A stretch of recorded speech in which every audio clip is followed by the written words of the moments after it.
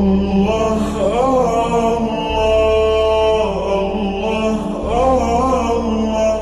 بسم اللہ الرحمن الرحیم۔ اللہم صلی علی محمد النبی الامی وعلی آلہ وبارک وسلم۔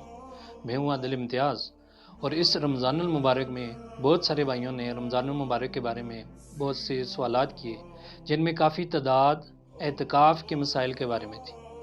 تو ہم نے سوچا کہ اس بار اعتکاف کے مسائل کو اکٹھا کر کے اس پر ایک الگ ویڈیو ریکارڈ کر دی جائے۔ تو اعتکاف نبی کریم صلی اللہ علیہ وسلم کی ایک مبارک سنت ہے، اور ہر محلہ کی مسجد میں اعتکاف کرنا اہل محلہ کے ذمہ سنت علی الکفایہ۔ سنت علی الکفایہ کہا جاتا ہے کہ محلے کے کچھ لوگ اگر اعتکاف کی نیت سے مسجد میں بیٹھ جائیں تو باقی سارے محلے والوں کے ذمہ سے یہ سنت ساقط ہو جاتی ہے، اور اگر کوئی بھی نہ بیٹھے تو سب کے سب لوگ گناہگار ہوں گے۔ سنت اعتکاف کا وقت 20ویں رمضان المبارک کے مغرب سے پہلے سورج غروب ہوتے ہی شروع ہو جاتا ہے، اور اگر کوئی شخص 20ویں رمضان کے سورج غروب ہونے کے بعد اعتکاف پر بیٹھتا ہے یا اگلے دن اعتکاف کی نیت سے وہ بیٹھتا ہے تو اس کا یہ اعتکاف سنت اعتکاف شمار نہیں ہوگا، بلکہ وہ نفلی اعتکاف کے اندر آئے گا۔ اور جب کوئی انسان اعتکاف کے لیے مسجد میں بیٹھ جاتا ہے تو اس بارے میں کچھ مسائل ہم سب کو ذہن میں رکھنے چاہیے کہ اعتکاف میں بیٹھتے ہی ہمیں مسجد کی حدود کے بارے میں معلوم ہونا چاہیے۔ تو اکثر لوگ مسجد کی حدود پوری مسجد کو سمجھتے ہیں کہ جہاں پر اس کی چاردیواری ہوتی ہے یا وضو کی جگہ ہوتی ہے، تو اس بارے میں یہ سمجھنا ضروری ہے کہ مسجد کی حدود وہ جگہ ہوتی ہے جہاں پر اکثر نماز پڑھی جاتی ہے، جہاں پر صفیں بچھی ہوئی ہوتی ہیں اور جہاں پر جماعت ہوتی ہے یا نماز پڑھی جاتی ہے۔ اس کے علاوہ مسجد کا کافی احاطہ ہوتا ہے جو مسجد سے باہر آتا ہے، جس طرح غسل خانے یا وضو کی جگہ ہوتی ہے اس سے باہر ہوتی ہے۔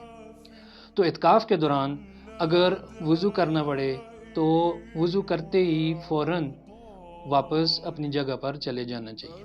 اسی طرح اگر کسی بار غسل واجب ہو جائے تو فوراً وہ مسجد سے باہر نکلے گا اور غسل کر کے فی الفور واپس جائے گا۔ اگر کسی صورت میں مسجد میں پانی نہیں ہے تو وضو کرنے کے لیے اگر اس کو باہر جانا پڑے تو وضو کرتے ہی بغیر ٹائم ضائع کیے اس کو فوراً واپس اپنی جگہ پر آنا چاہیے۔ اسی طرح غسل میں بھی یہی صورت ہے کہ غسل کرتے ہی وہ فوراً اپنی جگہ پر واپس آ جائے۔ اعتکاف کا بڑا مقصد اللہ رب العزت کا قرب اور اللہ تعالیٰ کی رضا حاصل کرنا ہوتا ہے۔ خوش نصیب انسان ہوتا ہے وہ جسے اللہ تعالیٰ اعتکاف میں بیٹھنے کی توفیق عطا فرماتے ہیں۔ اعتکاف کے دوران انسان اللہ رب العزت سے تعلق کو جوڑتا ہے، اور اللہ سے بات کرنے کا اس کو موقع ملتا ہے، اور اللہ سے تعلق جوڑنے کا اس کو موقع ملتا ہے۔ تو اس دوران خوش قسمت انسان وہ ہوتا ہے جو اپنے اس ٹائم کو قیمتی بناتا ہے، اس وقت کو قیمتی بناتا ہے اور اس وقت کو ضائع نہیں کرتا۔ تو اکثر یہ دیکھا گیا ہے کہ اکثر لوگ جو خاص کر نوجوان جب اعتکاف میں بیٹھتے ہیں تو موبائل کا وہ بہت زیادہ استعمال کرتے ہیں، بلا ضرورت موبائل کے استعمال کرتے ہیں، جس کی وجہ سے ان کے ثواب میں بہت زیادہ کمی آتی ہے۔ تو دوران اعتکاف موبائل کے استعمال میں بہت زیادہ احتیاط برتنی چاہیے۔ اس ضمن میں ایک بات یہ بھی سمجھیں کہ اگر عورتیں اعتکاف میں بیٹھیں تو کون سی جگہ ان کے لیے اعتکاف میں بیٹھنا زیادہ فضیلت والا ہے۔ تو اس بارے میں یہ سمجھیں کہ عورتوں کے لیے اللہ رب العزت نے یا نبی کریم صلی اللہ علیہ وسلم نے گھر میں اعتکاف میں بیٹھنے کو فضیلت والا عمل قرار دیا۔ تو عورتوں کا اپنے گھر کے اندر یعنی گھر کی مسجد میں اعتکاف میں بیٹھنا زیادہ فضیلت والا ہے۔ اور گھر کی مسجد وہ جگہ ہوتی ہے جہاں پر عورتیں اکثر نماز پڑھتی ہیں، اور اگر کسی گھر میں مخصوص جگہ نماز کے لیے مقرر نہ ہو تو عورتیں کسی بھی جگہ پر کسی بھی کونے میں وہ الگ ہو کر اعتکاف میں بیٹھ جائیں۔ تو اس بارے میں یہ بھی بات سمجھیں کہ عورتوں کو گھر کے کام کاج کے لیے پہلے صحیح بندوبست کر لینا چاہیے کہ اعتکاف کے اندر اس کا تعلق اللہ تعالیٰ سے جڑ جائے، یہ زیادہ بڑا مقصد ہوتا ہے۔ تو گھر کے کام کاج مثلا کھانا پکانا یا ضروری جو گھر کے لوازمات ہیں اس کے لیے اس کو چاہیے پہلے سے ہی کوئی انتظام کر لے۔ اگر گھر میں کھانا دینے والا کوئی بھی نہیں ہے تو اتنی اجازت ہے کہ وہ اپنی کچن سے یا کسی جگہ سے وہ کھانا لا کر اپنی جگہ پر واپس آ جائے۔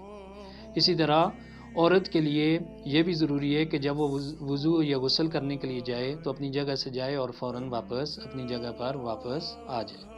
اسی طرح اگر کوئی عورت جس کا بچہ شیرخوار ہے اور دودھ پینے کی اس کی عمر ہے تو عورت اس کو اپنی جگہ پر دودھ پلا سکتی ہے اور اپنے پاس بھی رکھ سکتی ہے۔ اور عورتوں کے اعتکاف میں بیٹھنے میں ایک اہم جو مسئلہ ہے اس میں وہ شادی شدہ عورت کہ جو اعتکاف میں بیٹھنا چاہتی ہے تو سب سے ضروری ہے اس کے لیے کہ وہ اعتکاف میں بیٹھنے کے لیے اپنے خاوند سے اجازت لے گی۔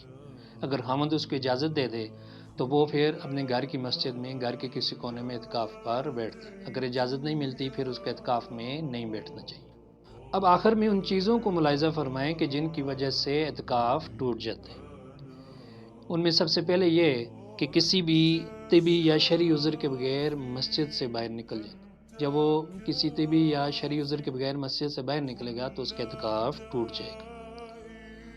دوسرا کہ اس نے روزہ نہ رکھا یا جان بوجھ کر اس نے روزہ توڑ دیا تب بھی اس کا اعتکاف ٹوٹ جائے گا۔ اور اس کے بعد اگر حالت اعتکاف میں اس نے مباشرت کر لی تب بھی اس کا اعتکاف ٹوٹ جائے گا۔ اسی طرح عورت اگر حالت اعتکاف میں اس کے ایام مخصوصہ شروع ہو جاتے ہیں تب بھی اس کا اعتکاف ٹوٹ جائے گا۔ اور اسی طرح اگر کسی عذر کے باعث کوئی معتکف اپنی اعتکاف والی جگہ سے باہر نکلا اور باہر جانے کے بعد عذر کے بغیر اور ادھر کافی دیر بلا ضرورت کھڑا رہا اور کافی دیر ادھر ہی کھڑا رہا تو اس کی وجہ سے بھی اس کا اعتکاف ٹوٹ جائے گا۔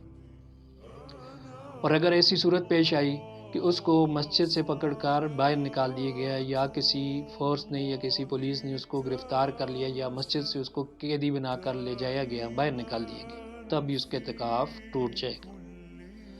ایک اور صورت کہ اگر زلزلے کی وجہ سے یا کسی اور وجہ سے اس کے مسجد کے گرنے کا اس کو خطرہ ہو اور اس خوف سے یا ڈر سے وہ مسجد سے باہر نکل گیا تو اس صورت میں بھی اس کا اعتکاف ٹوٹ جائے گا۔ اللہ رب العزت سے دعا ہے کہ اللہ رب العزت ہمیں اعتکاف کو تمام آداب اور قیود کے ساتھ ادا کرنے کی توفیق عطا فرمائے۔ وآخر دعوانا ان الحمد للہ رب العالمین۔